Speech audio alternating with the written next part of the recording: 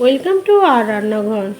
বন্ধুরা, আজকে যে সবজিটা দেখছেন কি মনে হচ্ছে দেখে? চাল কুমড়ো না পেঁপে? এই দুটোর মধ্যে কোনোটাই নয়, এটা স্কোয়াশের সবজি। এই স্কোয়াশ আমি কোনোদিন আগে দেখিনি আর কোনোদিন খাইও নি, কিন্তু বাজার থেকে নিয়ে আসা হলো। তারপর আমাকে দেখিয়ে বললো, এই সবজিটা খেয়েছো? বললাম দেখিনি, খাবো কি? বললে এটাই রান্না করবে এবং এটাই চ্যানেলে দেখাবো। আমার তো মাথায় বাজ পড়লো। কীরকম খেতে? বললো পেঁপের মতো রান্না করো। বললাম ঠিক আছে, দেখছি।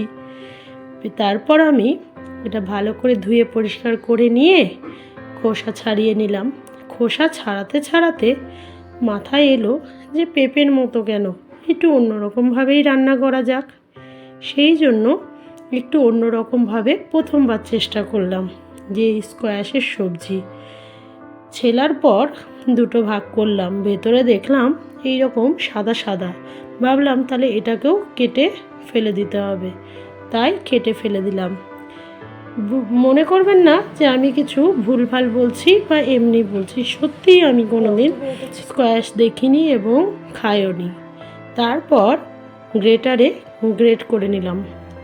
পেঁপের মতোই যখন খেতে, তাহলে পেঁপের মতোই দেখতে, তাহলে একটু অন্যরকমভাবে করাই যায়।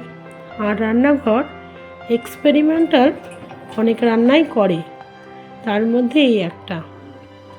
তারপর সর্ষের তেলে 1 চামচ গোটা জিরে দিলাম আর 2টো শুকনো লঙ্কা দিয়ে দিলাম। যখন হালকা করে একটু ভাজা ভাজা হলো, তখন একটা পেঁয়াজ কেটে দিয়ে দিলাম। পেঁয়াজটাও হালকা হালকা করে ভেজে নেব। পেঁয়াজ যখন হালকা ভাজা হবে, তখনই আমি এই যে গ্রেট করা স্কোয়াশগুলো দিয়ে দিচ্ছি। একে একে পুরো পাত্র জুড়ে আমি স্কোয়াশ দিয়ে দিলাম। এবার একটু নাড়াচাড়া করে নিই। তবে মনে করবেন না যে স্কোয়াশ ভাজা করছি, ভাজা নয়, এটা কিন্তু তরকারি।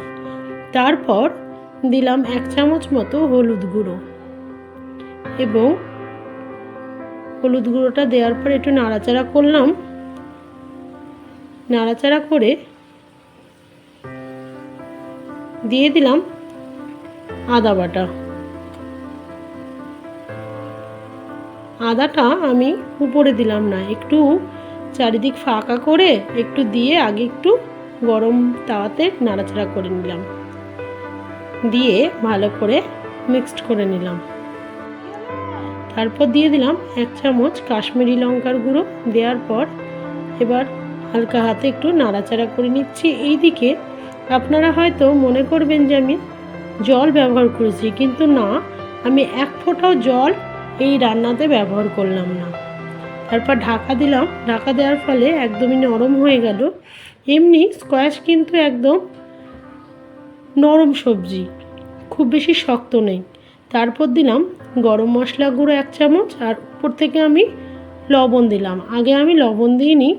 তারপর 1 চামচ ঘি দিয়ে দিলাম। প্রথমে কিন্তু আমি লবণ ব্যবহার করিনি, একদম শেষেই লবণ ব্যবহার করলাম। এটা কিন্তু কোনো টেকনিক নয় রান্নার, আসলেই আমি লবণ ব্যবহার করতে প্রথম দিকে ভুলে গেছিলাম, সেই জন্য লবণটা লাস্টে দিয়ে দিলাম।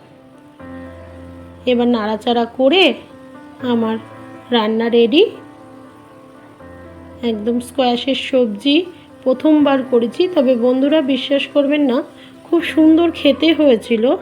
আপনারাও যদি এই স্কোয়াশ প্রথম দেখে থাকেন বাজারে, একবার নিয়ে এসে রান্না করে দেখুন। রুটি ভাত সব কিছুর সাথে খুব ভালো লাগবে এবং টেস্টটাও খুব সুন্দর, বরঞ্চ পেঁপের থেকে টেস্টটা আরও বেশি সুন্দর। গরম গরম স্কোয়াশ আমি বাটিতে ঢেলে নিয়ে সকাল বেলায় সবাই মিলে গরম ভাতে খেয়ে সবাই স্কুল চলে গেলাম। আমাদের স্কুল যাওয়ার জন্য আমরা 3 জন সবসময় রেডি থাকি, আমি, আমার কর্তা এবং আমার মেয়ে। সকালেই গরম ভাত হয়, গরম গরম ভাতে গরম গরম স্কোয়াশের সবজি, আর বাবাকে দিলাম রুটির সাথে। বাবা তো খেয়ে পঞ্চমুখ, বললো খুব ভালো হয়েছে, আবার করবি। ভালো থাকবেন, সুস্থ থাকবেন এবং আমার চ্যানেলটাকে সাবস্ক্রাইব করুন।